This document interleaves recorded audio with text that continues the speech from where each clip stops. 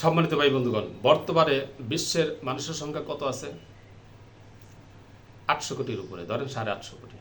100 বছর আগেও কি 850 কোটি ছিল? অসম্ভব, তা ছিল না। এটা কি বিবেকের কথা? এটা কোরআন হাদিস থেকে আমি বলতেছি, এটা বিবেক। দেখেন, আবার বাংলাদেশ যখন স্বাধীনতা অর্জন করেছে, এই দেশে মানুষের সংখ্যা ছিল 7.5 কোটি, আর আজকে 55 বছরে মানুষের সংখ্যা প্রায় 3 গুণের কাছাকাছি, 20 কোটির কাছাকাছি। তাহলে 55 বছরে পৃথিবীর মানুষের সংখ্যা 3 গুণ হয়েছে। বাংলাদেশে যেমন হয়েছে, পৃথিবীর সকল দেশে এরকম হয়েছে। 55 বছরে 3 গুণ, তাহলে 100 বছরে 6 গুণ। তাহলে এখন যদি পৃথিবীতে 850 কোটি মানুষ থাকে, তাহলে 110 বছর আগে এই পৃথিবীতে মানুষের সংখ্যা ছিল খুব যদি হয় 200 কোটি। তাহলে 100 বছর আগে 200 কোটি থাকলে 200 বছর আগে কত ছিল? 300 বছর আগে কত ছিল? 500 বছর আগে কত ছিল? 1000 বছর আগে কত ছিল? 2000 বছর আগে কত ছিল? এইভাবে আপনি যদি পিছন দিকে বিয়োগ করতে করতে যান সিস্টেমওয়ারি, তাহলে দেখা যাবে যে মাত্র 6 থেকে 7,000 বছর আগে এই পৃথিবীতে কোনো মানুষ ছিল না। এটাই আপনার বিবেকের কথা, কোরআনও তাই বলে। এই পৃথিবীতে কোনো মানুষ ছিল না, এবং এই পৃথিবীতে মানুষ, 2জন মানুষের থেকে পৃথিবীতে মানুষের আবির্ভাব, মানুষ সৃষ্টি। কারণ 2জন মানুষ থেকে এভাবে যতই মানুষের দিকে কমে যাবেন, যাইতে এক পর্যায়ে গিয়ে এই পৃথিবীতে 2জন মানুষ ছিল, আর ওই 2জন মানুষ থেকে এই পৃথিবীতে আস্তে আস্তে মানুষগুলো বাড়ছে। এটাই বিবেক বলে। এইভাবে যতই সামনের দিকে আগে যাবেন, যাইতে যাইতে এক পর্যায়ে গিয়ে এই পৃথিবীতে 2জন মানুষ থেকেই মানুষের উৎপত্তি বা মানুষ বিস্তার। এটা বিবেক বলে। 100 বছর আগে গেলে এতজন ছিল, 200 বছর আগে এত ছিল, 500 বছর আগে এতজন, 1000 বছর আগে এতজন, এইভাবে পিছনে যাইতে যাইতে বিবেক বলে শেষে যায় 2জন মানুষের থেকে এই পৃথিবীতে মানুষের কি হয়েছে? বংশ বিস্তার লাভ করছে। কোরআনও তাই বলে। কোরআন আল্লাহ তাআলা বলেন, ইয়া আইয়ুহান নাসু তাকু রাব্বাকুমুল্লাযী খালাকাকুম মিন নাফসিন ওয়াহিদা ওয়া খালাকা মিনহা যাওজাহা ওয়া বাসসা মিনহুমা রিজালান কাসীরান ওয়া নিসাআ।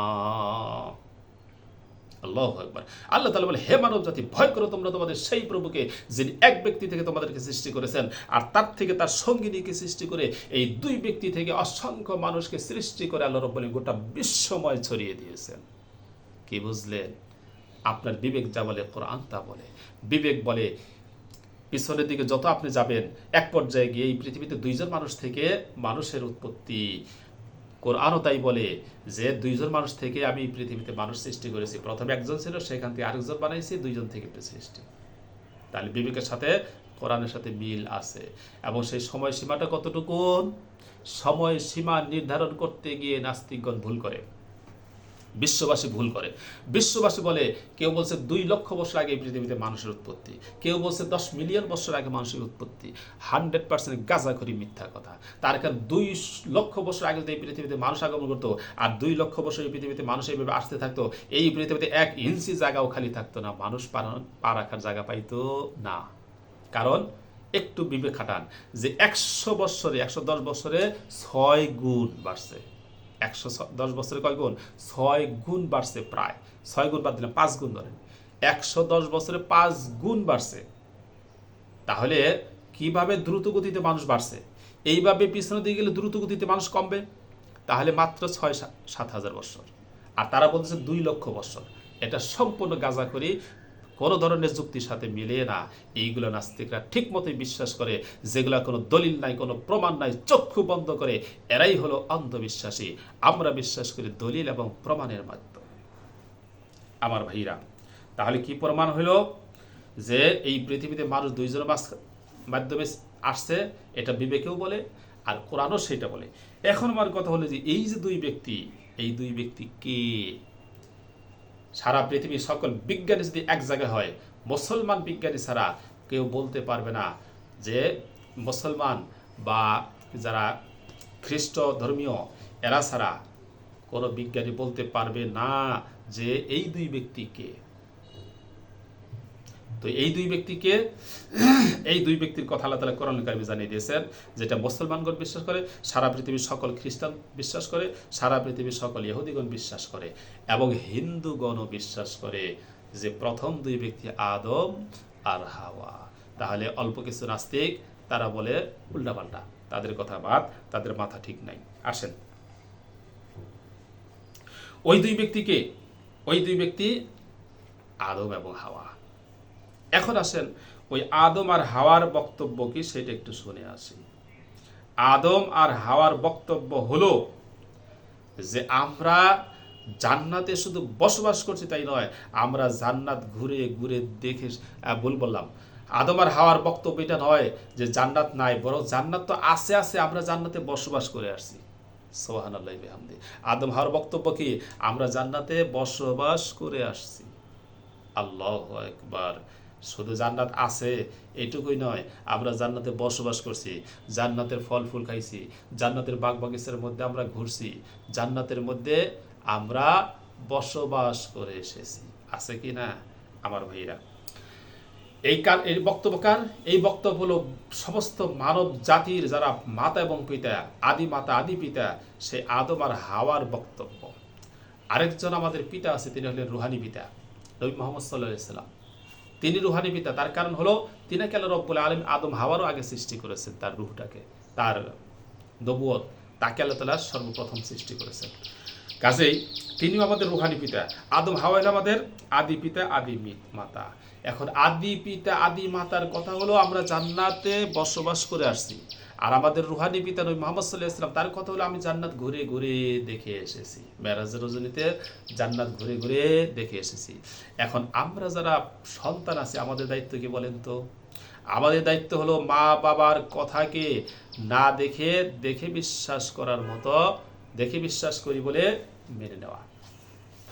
আমাদের সন্তানের দায়িত্ব, সৌপুত্র যারা, তাদের দায়িত্ব হলো মা বাবার কথাকে না দেখেই দেখা বলে স্বীকৃতি দিয়ে মেনে নেওয়া। উদাহরণ দেই, একজন ছেলে বিদেশ থাকে, বাবা তার জন্য পাত্রী দেখতেছে, মায়ে পাত্রী দেখতেছে, মোবাইলে যুক্ত আজকে আসলো। আমার ভাইরা ছেলেকে ফোন দিয়ে বলতেছে, বাবা তুমি আসতে বিয়ে করাবো, কিন্তু মেয়ে তো খুঁজে পাইনি। একটা মেয়ে যে পাইছি এত সুন্দর দেখার মতো, কিন্তু মেয়ের তো প্রতিদিনই বিয়ে আসতেছে, তুমি তো আসবে আর 6 মাস পরে, 6 মাস পর্যন্ত এই মেয়ে থাকবে না, উপায়টা কি? তখন সুপুত্র হলে তার কি বক্তব্য থাকবে? সুপুত্র হলে সে জিজ্ঞেস করবে, বাবা তুমি কি নিজ চোখে দেখেছ? বলে হ্যাঁ আমি নিজ চোখে দেখেছি। মাকে জিজ্ঞেস করে তুমি কি নিজ চোখে দেখেছ? বলে হ্যাঁ নিজ চোখে দেখেছি, এত সুন্দর মেয়ে আমি কোনোদিন দেখি নাই। তখন ছেলে বলবে, তোমাদের দেখাই আমারও দেখা, তোমাদের দেখাই আমারও দেখা, এই মেয়ে যেই কোনো প্রকারে হোক তোমরা বিয়ের ব্যবস্থা করে ফেলো। হ্যাঁ, তাকে আংটি পরাও, তাকে কাপড় চোপড় দাও, তাদেরকে দাওয়াত করো, তাদের মাঝে আসা যাওয়ার চালু রাখো, যেই কোনো প্রকারে হোক এই মেয়েকে তোমরা আটকিয়ে ফেলো। বলবে কি না? বলবে তোমাদের দেখাই আমার দেখা। কিন্তু কুপুত্র হইলে কি বলবে? কুপুত্র হইলে বলবে, আমি না আসা পর্যন্ত, নিজে চোখে না দেখা পর্যন্ত কোনো কিছু করব না।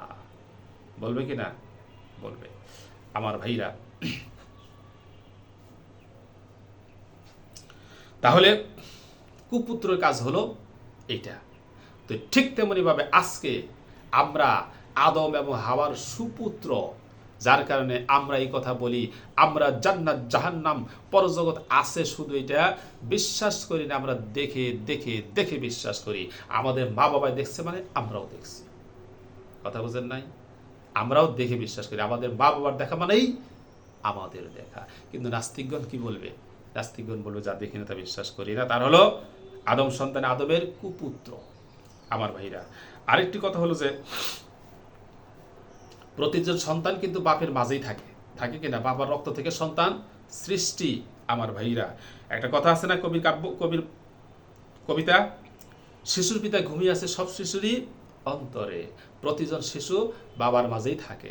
কাজে সেই হিসাবে আমরা আদমের সন্তান হিসাবে আদমের রক্তের মধ্যে ছিলাম, কাজে জান্নাতে আমরাও বসবাস করে এসেছি। বাবা যেহেতু ছিল, রক্ত ছিলাম তখন আমরা, কাজে সেই হিসাবে আমরাও জান্নাতে বসবাস করে এসেছি। আল্লাহু আকবার। ঠিক কিনা? ঠিক। আমার ভাইরা, তাহলে আমি বলবো নাস্তিক ভাইদেরকে যে স্রষ্টা যে আছে এই কথাটা আপনারা 100% অন্তরস্থল থেকে বিশ্বাস করেন।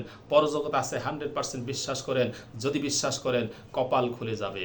যেমন আমি পরজগৎ সম্পর্কে বললাম, আল্লাহ তাআলা 7টি ধাপ আলোচনা করেছেন মানুষের সৃষ্টি করতে গিয়ে। অষ্টম নম্বর ধাপে বলেছেন তোমরা পরজগতে মৌতের পরে কি হবে, হাসরের ময়দানে উঠবে। 7 ধাপ যেমন সত্য হয়েছে, যদি আপনার 7 ধাপ দেখে বিশ্বাস করে পরে অষ্টম ধাপটা দেখে না দেখে বিশ্বাস করেন, তাহলে কিন্তু আপনাদের কপাল খুলে যাবে। আর যদি দাবি করেন যে অষ্টম ধাপটা আমরা না দেখে বিশ্বাস করব না, তাহলে কিন্তু আপনাদের কপাল পুড়ে যাবে। আমার ভাইয়ের ওই ধাপটা দেখে বিশ্বাস করার সুযোগ হয় নাই। ওই ধাপটা যদি দেখে বিশ্বাস করতে চান তাহলে কপাল পুড়ব। ওই ধাপটা না দেখে বিশ্বাস করে 7টা সত্য হয়েছে, ওটাও সত্য হবে আমার ভাইরা।